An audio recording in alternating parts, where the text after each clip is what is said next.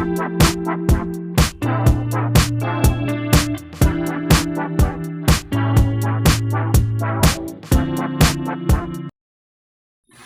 araling ito, ikaw ay inaasahan na matututuhan mo ang wastong hakbang sa paggawa ng isang gawain at makasusulat ng simpleng recipe at patalastas.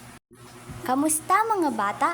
Sa araw na ito ay pag-aaralan natin ang pagbibigay ng hakbang sa isang gawain at pagsusulat ng simpleng recipe at patalastas.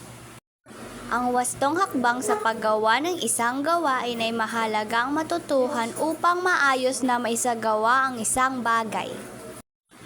Sa pagbibigay ng hakbang, hindi lamang dapat marunong sumunod sa panuto kung di nararapat na may kaalaman din siya kung paano sumulat nito.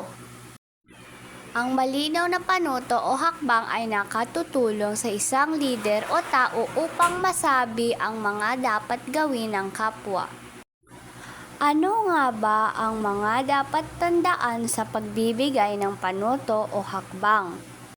Mahalagang maayos at madaling maunawaan ang pagbibigay ng panuto o hakbang upang maiwasan ang pagkakamali, pagkalito o pagkagambala ng tao sa isang gawain.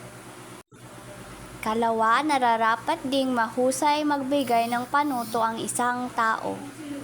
Ikatlo, mahalaga ding marunong silang sumunod sa panuto o hakbang ng isang gawain.